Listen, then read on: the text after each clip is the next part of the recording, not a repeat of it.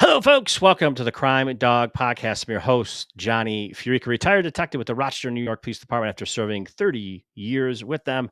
I work uniform patrol, undercover narcotics. I was a street investigator, hostage negotiator for over 20 years, closing out my career with the fine men and women of the ATF, that's alcohol, tobacco, and firearms. It was a federal task force where our main focus was violence and gun trafficking throughout these great United States of America. Sitting alongside me tonight, you know who it is. It's my trusted co-host, D. Sims, David Simpson, 22 plus year veteran, retired detective, also from the Rochester Police Department.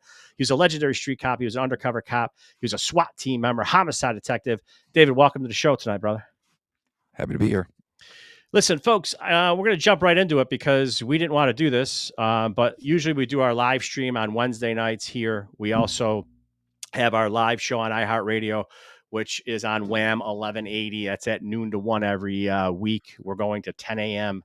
to 11 October 4th. But we wanted to do a live show because of some things that have transpired. You could see some of the stuff that we've posted on Twitter in the last 24 hours. There's some issues regarding the Penfield School District. The show is not to grandstand. It is not to say what the hell's going on. We told you so. It's more of an informative show.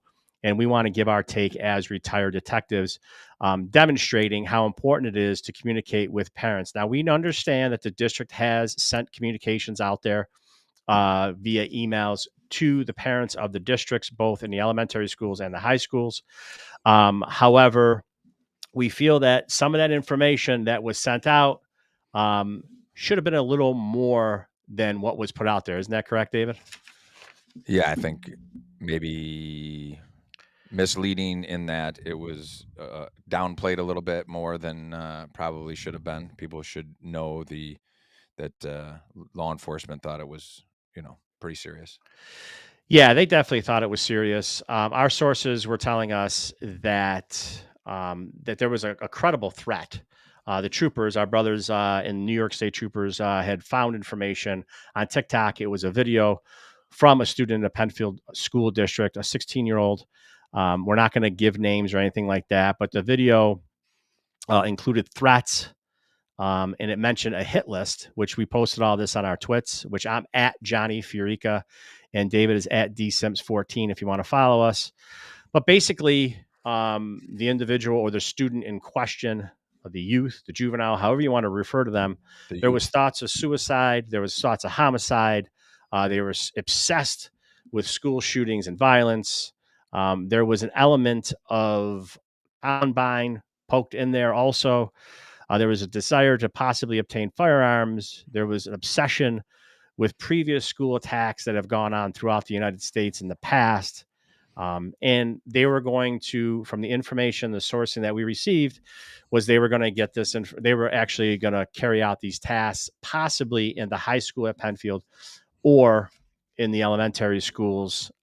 David, the parents in the Penfield School District. And let me just say this as a full disclaimer. At our podcast, we always say common sense has arrived, David. We always say we shoot it down the middle. Even though we're retired cops, we have done videos where we saw our brothers and sisters doing wrong. We have chastised the district in Penfield before for some of the political decisions they've made, for some of the decisions that they made in their library. Obviously, we're on record doing so. This is, to me, I don't want to bash anybody. I really think that this should be an alarm. We need to set the alarm clock and tell the parents in the district that in all districts, all over Monroe County and throughout the United States, that they need to be made aware when incidents like this happen and they need to be given more information. Yeah, I mean, if I had a child in the Penfield school districts and I had the information that we have as someone that has 23 years of law enforcement experience, I would deem the information I have to be a credible threat and something that needs to be taken very seriously. And we're dealing with a disturbed child who isn't going to be fixed, if you will, in 48 hours that the MHA arrest is going on. So that's my take, is that if I had kids there, to me, the information appears to be very credible and serious. Yeah, that's a good take, because what people don't understand is there was a component of having an individual who could be a potential problem a mass shooter or a mass violence incident, however they chose to carry out the task of injuring students in a school district. Um, I know the feds probably were taking a look at this. I know the troopers obviously were taking a look at this, with our brothers and sisters in MCSO probably being aware of that. But at the end of the day, what it comes down to is the parents having no knowledge or limited knowledge of what's going on, because you having young kids, my daughter's 26, but you have young kids right in the sweet spot of this bat of elementary school. You would want to know to make a decision whether you're sending your kid to school that day or not.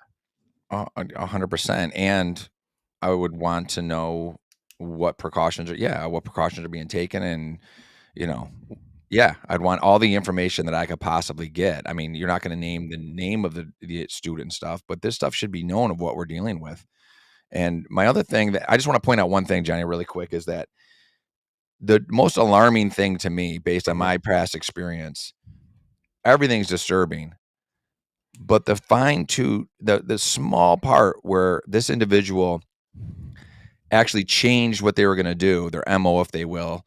And instead of targeting their peers, if you will, or the people in the high school, they had thoughts of going to an elementary school because it'd be easier prey. That to me, as a detective, is extremely alarming. That's the progression of planning that would worry me.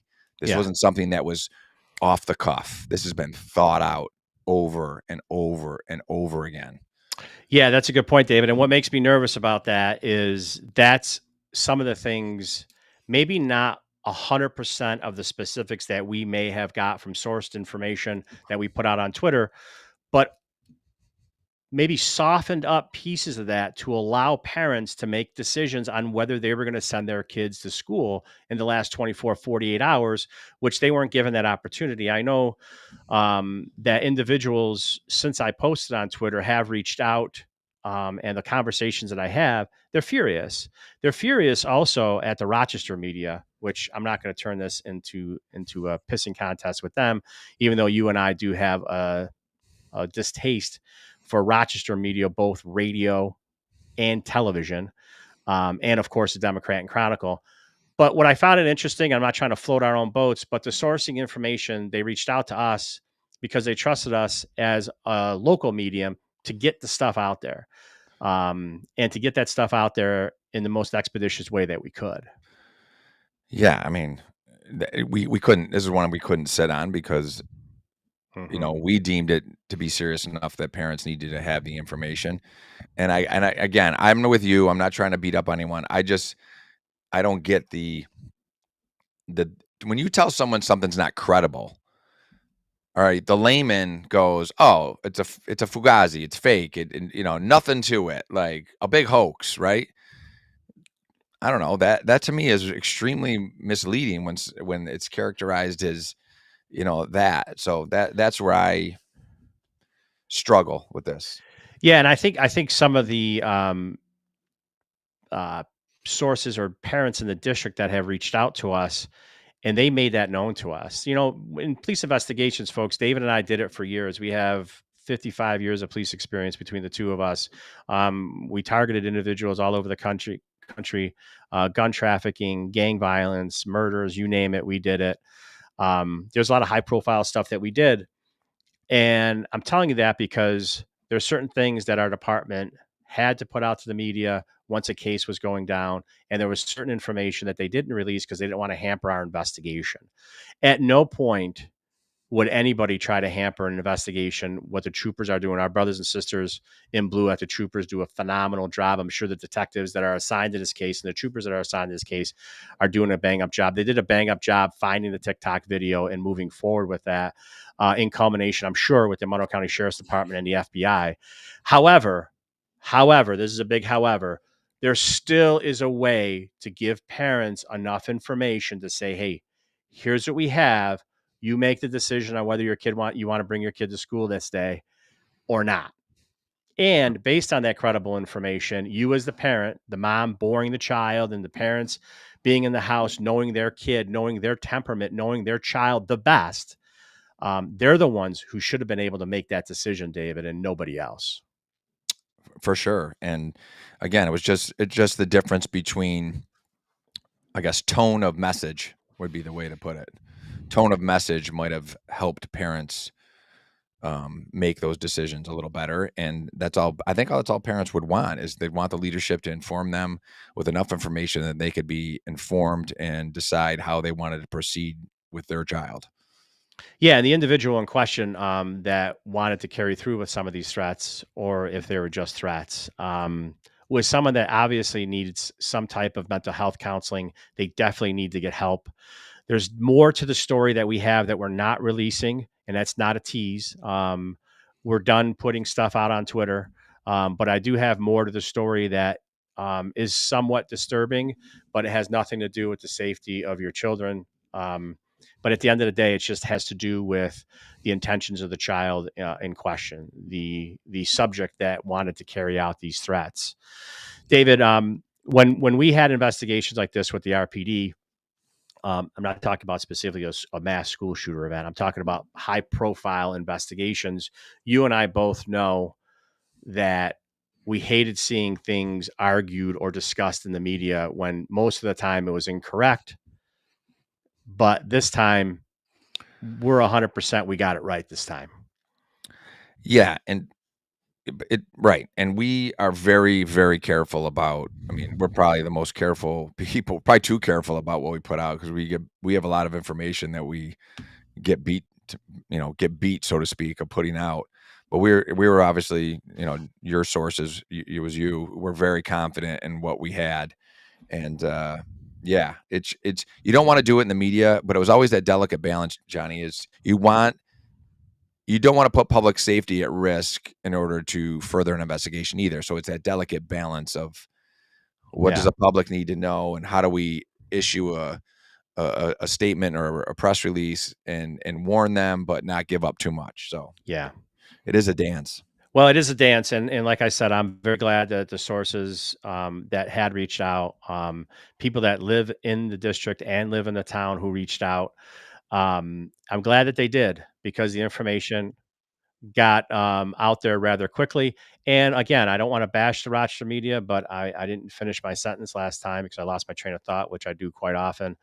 But it just goes to show you, David, that the mistrust with the media in Rochester is definitely real. So, folks, usually in our live streams, we deal with comments, and we didn't have them scrolling across our screen as we were talking because David and I didn't want to get distracted by them. But let's take a look at some of them now. Wonder how buried this would have been had you not stepped up. Thank you, County 91s. David and I collectively, and our super producer Danny, made the decision to step up and talk about it because it was about the kids. If you listen to any of our product, any of our platforms, whenever we talk about kids, it's all about the kids. The safety of the children, whether we know them or not, whether they're from our district or not, whether they're from Rochester or not, the safety of the kids in America is our number one priority. And we would never sacrifice anything for that. But thank you for the compliment. Derek Six says the downplay from this leadership at Penfield is appalling. Yeah, Derek. I don't know why they chose to go in that direction.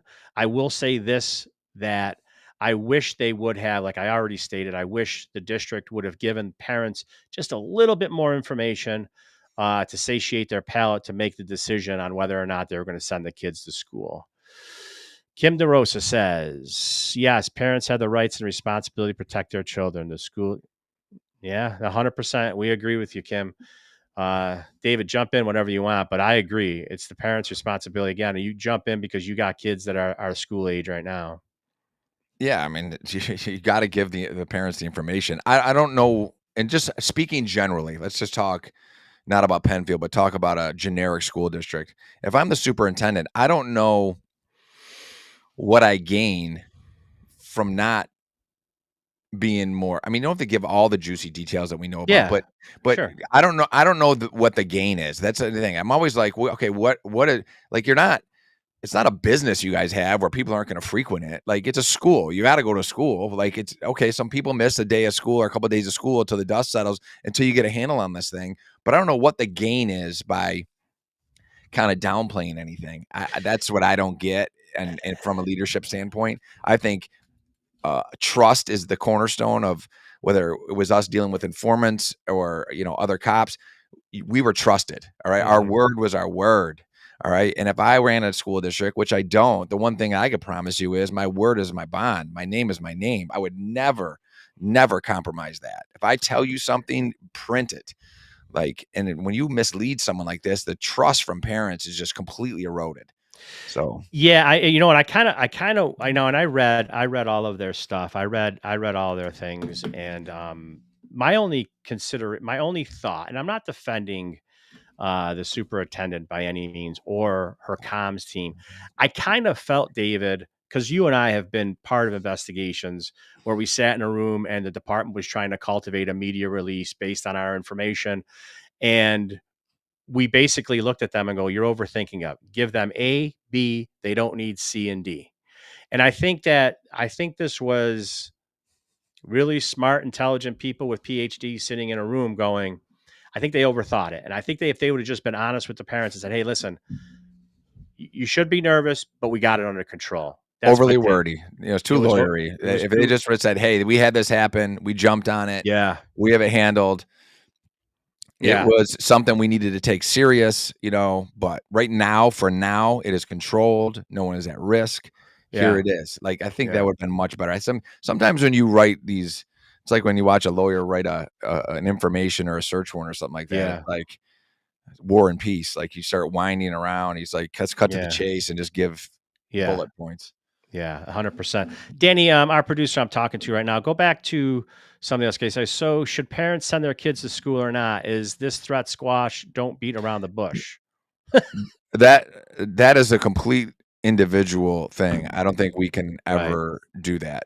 Um, if it was me, from what I know now, yes, I would send them, but I would also have my radars up. I would be begging the district to give more information, like, is this person done at the school? What type of enhanced security measures are going on, especially at the elementary schools. I mean, I'm a big proponent. I think there should be armed security at every school in the United States. All right, we have it at every baseball stadium. We have it at banks. We have it football stadiums. Armed. There should be multiple armed, former military, former police with concealed carry at every school district. We have it at Wegmans. Exactly. We have So armed off duty and retired right. police officers standing in front of Wegmans at every single So your Wegmans. fruit is protected, but your most precious commodity, which is your child, Right. is not. And I don't care what it costs. There is not enough money. There's no amount of money. Okay, that is one thing you can raise my taxes for. Okay, I will pay for that. But they should be armed, and you can conceal it. The kids don't even ever need to see it, but it's there, and the threat can be stopped. Yeah, Derek Six. To answer your question, where do we go from here? I'll tell you right now, and I'm not just saying this to be politically correct. We worked with and we worked for Sheriff Todd Baxter. Sheriff Todd Baxter has done nothing but a bang up job protecting the county. Sheriff Baxter and his men and women um, are fully capable of protecting this county. Go ahead, David. You bring a great point. The gentleman, I think it was a gentleman, but the individual asked me would I send my kids, knowing who Sheriff Baxter is involved in this. I would trust him implicitly, and if there was any threat to children that was imminent, he would have taken the lead on it, and he would never go to bed and put his head down on a pillow without making sure people knew and their kids were safe. So if he right now is okay with things, I would be okay to send my kid, and I would trust Baxter. Yeah, and to piggyback on that, again, we're not trying to blow up our brothers and sisters because we're in their corner, we're retired, we wear their jersey. But I worked with a lot of New York State police detectives, man, and they are very competent. They're very thorough, and I trust them, and I trust them to do the job that I heard they did a bang up job on this thing. Rock 98. That's not our position. We present the information to you. Um, that's something I will tell you this though, Rock 98. The Catholic school district, we got this information last week in Western New York. They're putting armed guards in all of their schools in Western New York and all the Catholic schools. Buffalo has it. Yeah. So you could Google it. You can Google it, but they have it. I think it's incumbent upon the parents, to be honest with you. I think the information that you got from us, I think now you take it and run with it. I think that you should demand it. Well, And I think I'm that they should have it. I 100%. Go ahead, David. I know, I agree, but I mean, you're going to be beating your head against a cement wall if you have um, very progressive leadership in your town, whatever town it might be. They are not going to be proponents of having armed security and armed people at the schools. They're just not. So, I there's not an easy fix for it. I think if you're fortunate enough to live in a district that has more of a conservative Republican, it's just the way it is. I think you're more likely to get some results out of that, but that's going to be a tough hill to climb. David, I know our super producer Danny's throwing these things up there. I'm trying to listen to you and do 10 things at once like we always do. But Tony Cortina put something up there, the gentleman with the laser beam on his eyes. He said that they do have armed security and it's in the building that the superintendent was in and not the schools. That's interesting. I'm just reading what was told to me. I don't know. I'm sure Mr. Cortina, Tony, hey, he's a paisan, David, so he's got to be telling the truth. So what do you think are the next steps for the individual they will be arrested? Will they investigate the group this individual is a part of? I will tell you this, in my humble opinion as a detective, I did it for 30 years. So because of the age of the individual, and I'm going to call them the individual because I don't want to say suspect. It's my understanding that if the feds were to take a look at it, I worked for the federal government for the last 6-7 years. David did. We were on federal task forces.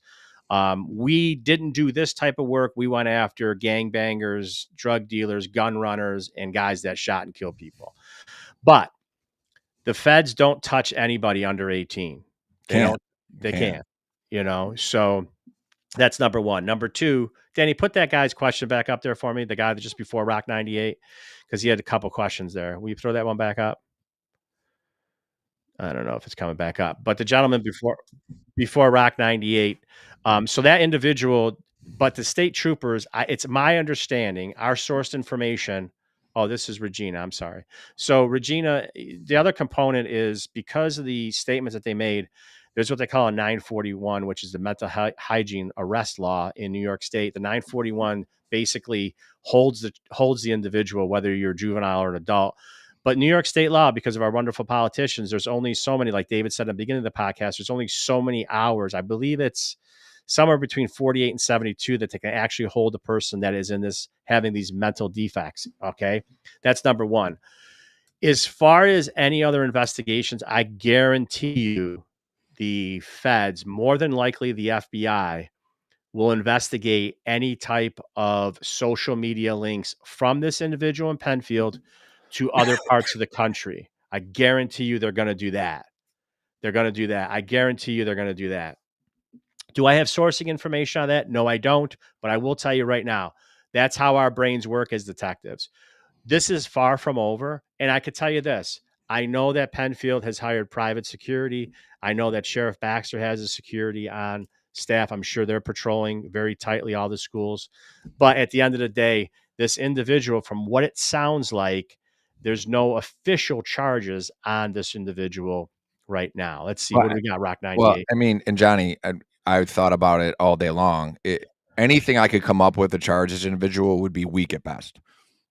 Right. I mean, even at their age, but it would just be weak. It would be because there was no follow through. Yeah, and there was no like in motion, so to speak, where they're like trying to get in the school. Like an attempt would be difficult to prove. This question is kind of, Sheriff Baxter is definitely in the know and stuff like that, but there's only so much he can do because, folks, remember, you have to be able to charge someone with a crime. Like, it's a very difficult thing to do. There's certain times that people are engaged in behavior that is alarming and scary, but as bad as it sounds, they didn't fulfill it. They didn't put it in motion. It should be of concern. It should be taken seriously, but to actually formally charge them and get a conviction would be extremely difficult. So that's why you're not probably unlikely at this point to see charges. Which is good, David. It's a good thing because that means an incident didn't happen. It was prevented by our brothers at the state police, which was great catch. I can't brag about those dudes, those men and women enough, but it was a great catch on their part. So I, in my opinion, as a retired detective, I am not sad that there's no charges. I'm glad that there's no charges, because if there were charges, that means that crimes would have been committed. Right. Now, that's not to say we don't know. I don't know if there were other threats made to specific individuals that are currently being investigated that could have potential charges down the line. That is a possibility. What do we got here? Steve Petrosky says there's a ton of military and law enforcement that have retired that would guard our children in our schools. 100%, Steve. We agree with you 100%. Danny, is there any more comments on there? Keep them coming, baby. Let's answer questions if people got them. What do we got? They took threats to superintendents so seriously that that's when they paid for private security for the school. With that, I trust Kim. She's entrenched in Penfield. That disgusts me, David. For Kim, I would have a for sale sign in front of my house. I'm sorry. But Some of that, the stuff that goes on there. you Jesus. know, it's like Brandon Johnson in Chicago. He's talking about the cops, and he's got like 100 Chicago dudes defending It's him. like an evil Narnia. It's like the land of lost. Yeah, Arlene, you reported that the 16-year-old was in some sort of group chat. Yeah, the sourcing information that we got was that they were in some type of group chat, which I'm assuming, which I had talked about a couple minutes ago. That's where I'm thinking, David, the FBI will jump in to see, are those group chats local? Are they part of another group that is trying to promote civil unrest in America? And are they in another state? Arlene, that's a great question. And there's a lot of prongs to that fork, Dave, because at the end of the day, when you have an investigation like that, something like this is like a rock in a pond. It goes in and then it just ripples, and you could go on for weeks, days, months, sometimes years with something like this. Correct. Yeah. This question, I mean, it's not me making the charges. I'm as aggressive at charging as you could get. I would have a difficult time charging based on what I know. Yeah, so the information that we have, like I said already, Hamilton sucks 76. I hate even reading that screen, but it's actually funny. But Hamilton, the only thing that I would say is that, like I already said, if there is individuals that may have been targeted vis-a-vis social media, through DMs, through text message, through emails by this individual, there may be some criminal charges coming down the line later, but currently we have no information on that. Is law enforcement required to inform individuals that we were on he or she's? Well, there's two answers to that question. David and I were different types of detectives. We would have. I don't want to start any trouble, because I would have done it, David. That's just the way we I would grew have up done in it the business. 100%. We would grow up in the business. We would have been out there say, hey, going to give you a heads up. Your word is your word.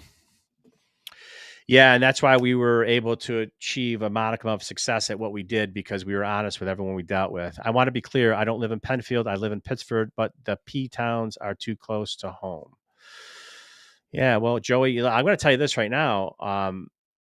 We always say this, folks, and if you don't follow us, we're the @Crime Dog podcast on YouTube, Rumble, Spotify, Facebook, you name it. We give our opinions on a lot of stuff, both on politics. David and I had said this. You got to take your feet, go to the voting booth, and vote policies, not people. And sometimes that goes against, if you're a lifelong Republican, but there's a competent Democrat running, you vote the policy, not the people, and vice versa is true. Did the superintendent violate New York State? Well, this is going deep into the weeds there, Tony, by downplaying the incident. I'm assuming, David, I trust your opinion on that. I don't see how that. No. I mean, whether it's misleading or downplaying, I don't think it was enough information put out that, it was just a lot of lawyer speak. Yeah. Well, that's good information. And I'm going to tell you this. So our sourcing information, David, did not have this. I thought our trooper brothers and sisters, which still doesn't take away from anything that they did, awesome. But TikTok alerted the New York State Police, who alerted the Penfield School District, which is however it gets done. It doesn't matter how that ball gets in the end zone, as long as we get in the end zone. Right. Danny, is there any more questions, concerns, comments that we can answer while we're still live here? How much confidence do you have that Johnny's statements were accurate in terms of specific details? Johnny, me, I'm very confident. My sourcing I am information. 100,000% have confidence in Johnny. Yeah, I'm 100% confident that my sourced information came from credible sources. Very. Thanks, Kim. Well, folks, there you have it.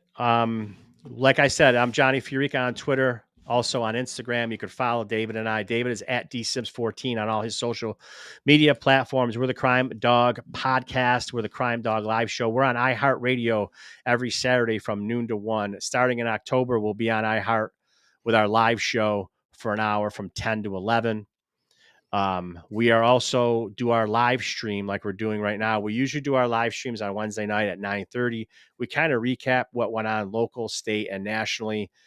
We try to lean towards the things that affect law enforcement. But in some instances, we focus on politics also. We focus on everything pretty much, folks. So if you want to like and subscribe, do that. We'd appreciate it. Follow us on all our platforms. If you want to DM us with information that you have, feel free to do so. We're at Crime Dog Podcast or our personal DMs that you've seen coming across the screen. David, you want to finish out with anything? Nope. I'm drinking tea tonight. Nice. Lemon. I got a little sore throat from coaching, yelling.